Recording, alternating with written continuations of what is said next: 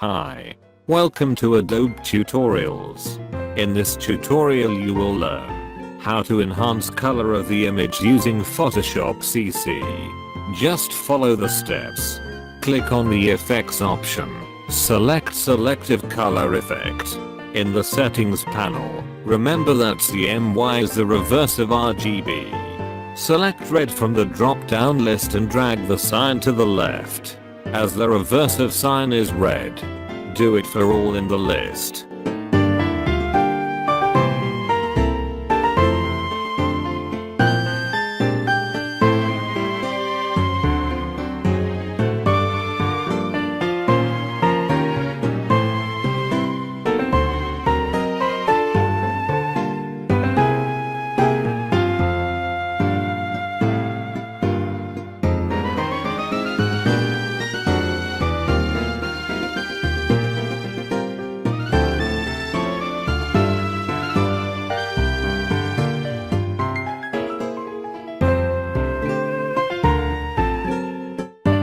After that, just duplicate the selected color layer and adjust the opacity as you like.